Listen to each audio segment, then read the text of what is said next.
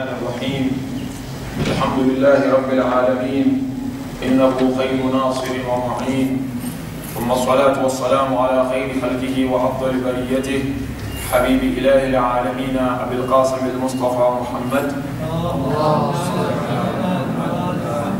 وعلى أهل بيته الطيبين الطاهرين. We thank Almighty Allah subhanahu wa ta'ala for giving us this great and wonderful opportunity this time around to discuss and to explain the holy book of Almighty Allah subhanahu wa ta'ala, which is a gift of Almighty Allah to mankind through our beloved Prophet alayhi afdalu salati wa azka salam. As you know, respected brothers and sisters, this is the month of Quran. This is the month where Quran was revealed to our beloved Prophet alayhi afdalu salati wa azka salam. Inshallah, every day after Asr, we will be taking you through very important discussion. We've selected a chapter, Hujurat, which is regarded as a social chapter in the Holy Quran, to discuss with brothers and sisters on this chapter and to see how best we can implement the teachings of Almighty Allah in our life. But today we're going to highlight on some important introduction concerning Quran. Because when you look at this book, without a shadow of doubt, Quran is regarded as the last testament of Almighty Allah on the face of the universe. Because after all those books that were revealed to prophets of Allah, the last book that brought all ilm al-awwaleen wal-akhirin is glorious Quran. That is why sometimes when you look at Quran, Quran is got different names altogether.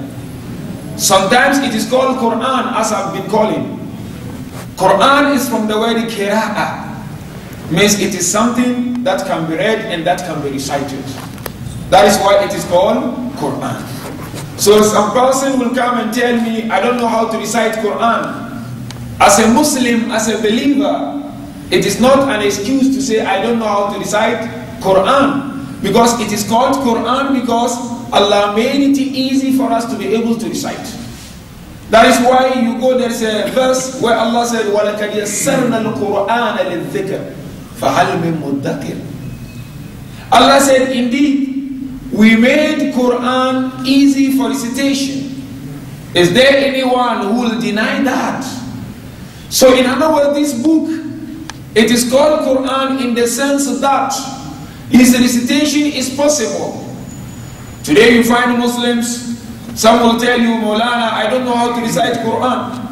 I tell them, no. When you meet a Christian or you meet someone who is not a Muslim, the first point you raise with that particular person to be able to convince him about Islam is to say Quran is still intact in its original language. Bible is no more in Aramaic, but Quran is still in Arabic. It is there for us Muslims to be able to recite it properly in its original language. That is why it is called Quran.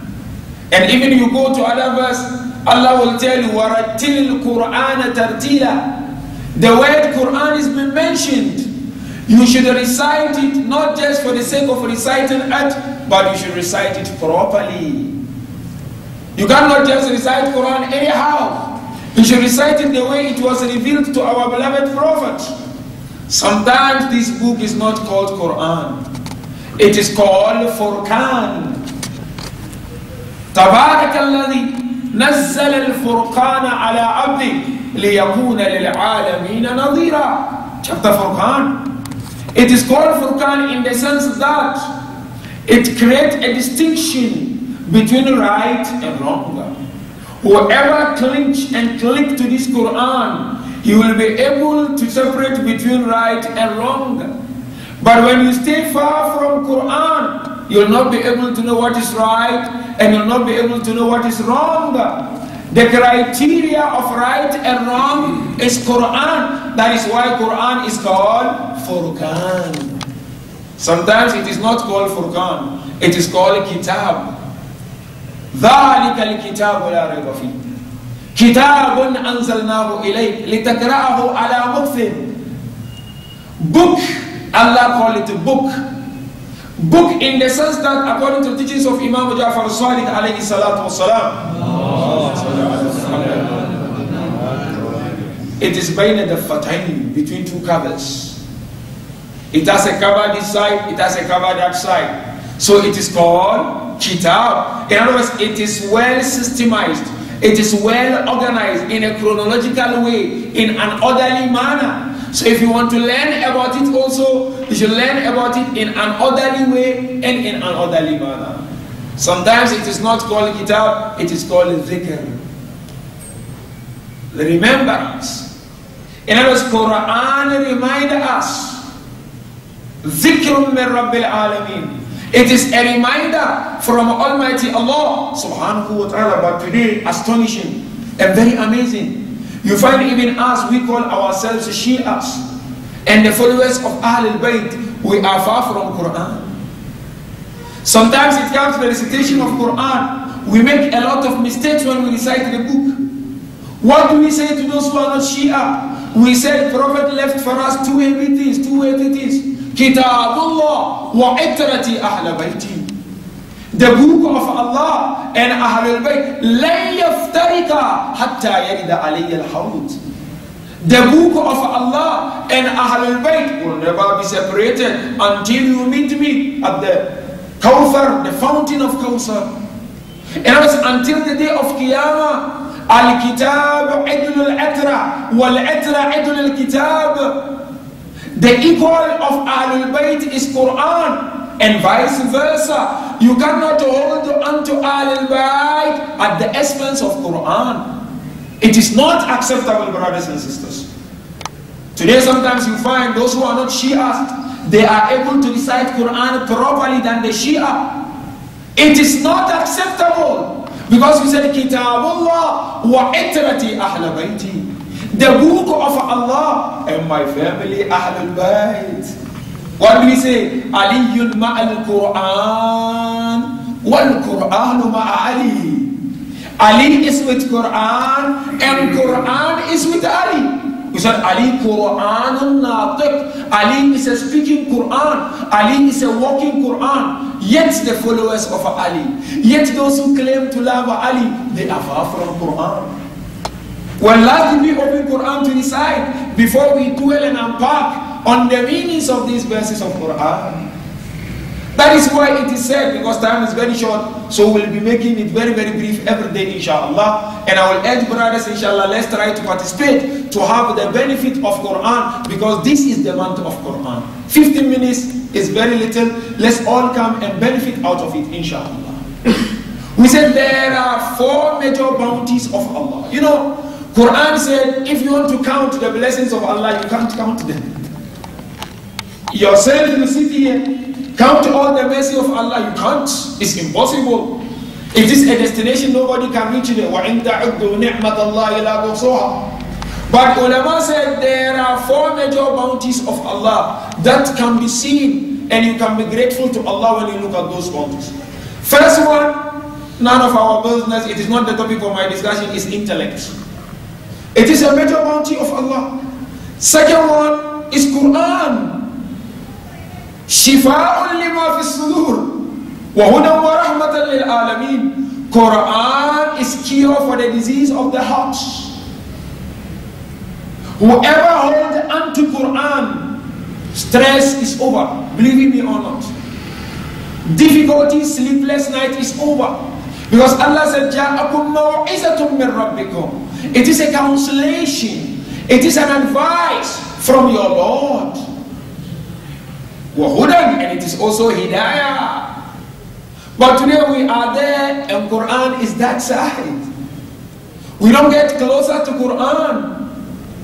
You get this hadith of Amir al-Mu'min where he said, even there are those who recite, but Quran cares them. Rubba kari'in wal Quran yal'anu. They recite, but Quran is cursing them. Why? Because they don't recite it properly. We don't take our time to go and learn Quran. Some of us, I don't know whether we feel shy to go to Maulana or to go to someone. Learn how to recite. When you know how to recite it, that will be the moment of pride in your life. It was revealed in his language. What does Imam Rida say? Imam Ali ibn Musa Rida said, "Addibu awladakum ala thalath khisal." Discipline your children based on 3 things. You've got a child in the house.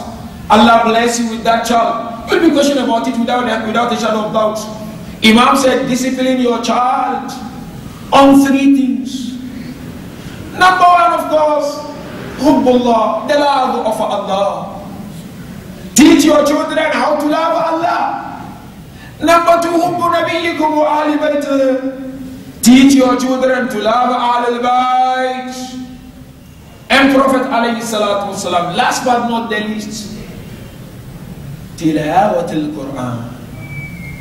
Teach your children how to recite Quran. It is must to know how to recite Quran.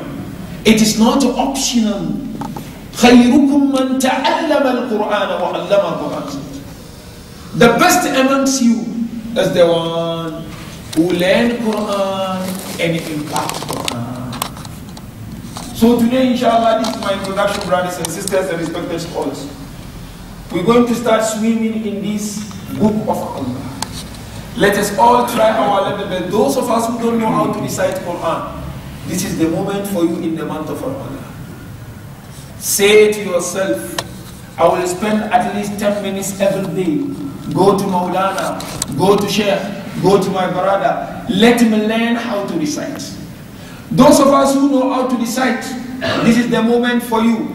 I want to strengthen my recitation. I want to be able to recite it properly, like the way Amir al-Mu'minin taught people like Ibn Abbas, Abu Dharr al-Ghifari, Salman al-Farisi and the rest.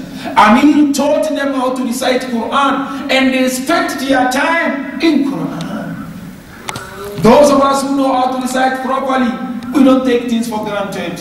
We should learn more about its meaning and understand the Quran so that our youth, our fathers, our sisters will become people of Quran.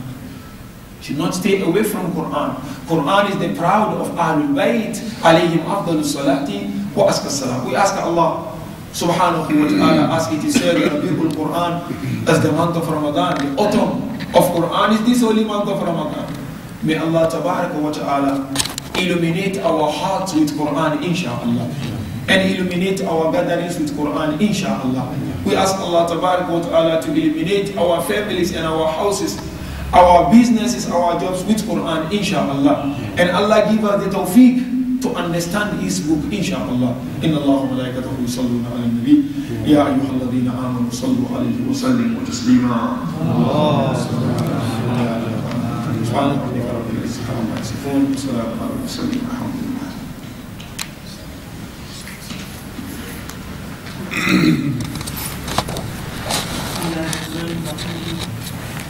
السلام عليكم.